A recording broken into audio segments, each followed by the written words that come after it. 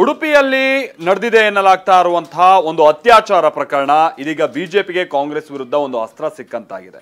ಯಾಕಂತಂದ್ರೆ ರಾಜ್ಯದಲ್ಲಿ ಹೆಣ್ಮಕ್ಳಿಗೆ ಸರಿಯಾದಂತ ರಕ್ಷಣೆ ಇಲ್ಲ, ಕಾನೂನು ಸುವ್ಯವಸ್ಥೆ ಇಲ್ಲ, ಅದರಲ್ಲೂ ಕೂಡ ಹಿಂದೂ ಹೆಣ್ಮಕ್ಳಿಗೆ ರಕ್ಷಣೆ ಇಲ್ಲ ಅಂತ ಆರೋಪ ಮಾಡೋದಕ್ಕೆ ಒಂದು ಅಸ್ತ್ರ ಆಗಿದೆ. ಕಾರಣ ಅಂತಂದ್ರೆ ಅಲ್ತಾಫ್ ಅನ್ನುವಂತಹ ವ್ಯಕ್ತಿ ಕಾರ್ಕಳದಲ್ಲಿ ಓರ್ವ ಹುಡುಗಿಯನ್ನ ಇನ್ಸ್ಟಾಗ್ರಾಮ್ನಲ್ಲಿ ಪರಿಚಯ ಮಾಡಿಕೊಂಡು ಆನಂತರ ಅಲ್ಲಿ ಭೇಟಿ ಆಗೋಣ ಅಂತ ಕರೆದು ಮಧ್ಯದಲ್ಲಿ ಮತ್ತು ಬರುವಂತ ಔಷಧಿಯನ್ನ ಹಾಕಿ ಆಕೆಗೆ ಕುಡಿಸಿ ಆನಂತರ ಅತ್ಯಾಚಾರ ಮಾಡಿದ್ದಾನೆ ಅನ್ನುವಂಥದ್ದು ಆರೋಪ ಈಗ ದೊಡ್ಡ ಹಲ್ಚಲ್ಗೆ ಕಾರಣ ಆಗಿದೆ. ಹಾಗಾದ್ರೆ ಏನ್ ಪ್ರಕರಣ, ಬನ್ನಿ ರಿಪೋರ್ಟ್ ಅಲ್ಲಿ ನೋಡ್ಕೊಂಬೋಣ. ಇನ್ಸ್ಟಾಗ್ರಾಮ್ ಸದ್ಯ ಸಾಮಾಜಿಕ ಜಾಲತಾಣಗಳಲ್ಲಿ ಮುಂಚೂಣಿಯಲ್ಲಿರುವ ಪ್ಲಾಟ್ಫಾರ್ಮ್. ಮನರಂಜನೆಗೆ ಅಂತ ಬಳಸುವ ಈ ಪ್ಲಾಟ್ಫಾರ್ಮ್ ಮಹಿಳೆಯರ ಮಾನ ಪ್ರಾಣಕ್ಕೆ ಕುತ್ತು ತಂದೊಡ್ಡುತ್ತಿದೆ.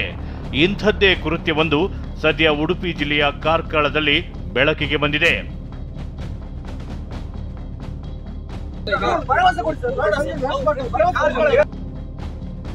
ಇನ್ಸ್ಟಾಗ್ರಾಂನಲ್ಲಿ ಪರಿಚಯ, ಅತ್ಯಾಚಾರದ ಆರೋಪ. ಡ್ರಗ್ಸ್ ನೀಡಿ ಯುವತಿ ಮೇಲೆ ಕೃತ್ಯ ಎಸಗಿದ್ನ ಕ್ರಿಮಿ.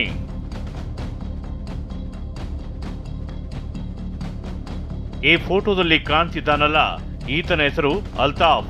ಸದ್ಯ ಇವನ ವಿರುದ್ಧವೇ ಅತ್ಯಾಚಾರ ಮಾಡಿರುವ ಆರೋಪ ಕೇಳಿ ಬಂದಿದೆ. ಅಷ್ಟಕ್ಕೂ ವಿಷಯ ಏನಂದ್ರೆ, ಕಳೆದ 3 ತಿಂಗಳ ಹಿಂದಷ್ಟೇ ಅಲ್ತಾಫ್ ಮತ್ತು ಯುವತಿಯ ಪರಿಚಯ ಆಗಿತ್ತು. ಪರಿಚಯ ಸ್ನೇಹಕ್ಕೆ ತಿರುಗಿತ್ತು. ನಿನ್ನೆ ಯುವತಿಗೆ ಕರೆ ಮಾಡಿದ್ದ ಅಲ್ತಾಫ್ ತಾನು ಕೆಲಸ ಮಾಡುವ ಜಾಗಕ್ಕೆ ಕರೆಸಿಕೊಂಡಿದ್ದ. ಬಳಿಕ ನಿರ್ಜನ ಪ್ರದೇಶಕ್ಕೆ ಕರೆದೊಯ್ದು ಯುವತಿಯ ಮೇಲೆ ಅತ್ಯಾಚಾರ ಎಸಗಿದ್ದಾನೆ. ಆರೋಪಿಯಾದ ಅಲ್ತಾಫ್ ವಿಕ್ಟಿಮ್ಗೆ ಕಾಲ್ ಮಾಡಿ ನಿನ್ನೆ ಒಂದು ಕಡೆ ಬರಕ್ಕೆ ಹೇಳ್ತಾ ಇದ್ದಾನೆ, ವಿಕ್ಟಿಮ್ ಕೆಲಸ ಮಾಡುವ ಕಡೆಗೆ. ಅಲ್ಲಿ ವಿಕ್ಟಿಮ್ ಹೋದಾಗ ಅಲ್ಲಿಂದ ಅಪಹರಣ ಮಾಡಿಕೊಂಡು ಅಲ್ಲಿಂದ ಕರ್ಕೊಂಡು ಹೋಗಿ ಡ್ರಿಂಕ್ಸ್ನಲ್ಲಿ ಏನೋ ಮಿಕ್ಸ್ ಮಾಡಿ ನನಗೆ ಕೊಟ್ಟಿದ್ದಾನೆ. ಅದೇ ಸಂದರ್ಭದಲ್ಲಿ ನನಗೆ ಅತ್ಯಾಚಾರ ಮಾಡಿದ್ದಾನೆ ಎಂದು ಕೇಸ್ ಕೊಟ್ಟಿದ್ದಾರೆ.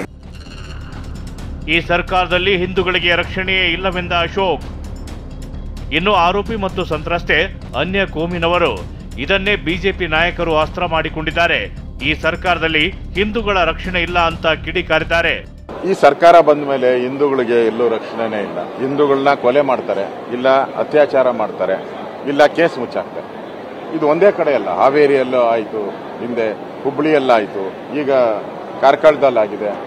ಹಿಂದೂ ಯುವತಿಯರನ್ನ ಗುರಿಯಾಗಿಟ್ಟುಕೊಂಡು ಈ ರೀತಿಯಾದಂಥ ಘಟನೆಗಳು ಮತ್ತೆ ಮತ್ತೆ ಪುನರಾವರ್ತನೆ ಆಗ್ತಾ ಇರುವಂಥದ್ದು ಅತ್ಯಂತ ಆತಂಕಕ್ಕೀಡಾಗಿರುವಂಥ ಸಂಗತಿ.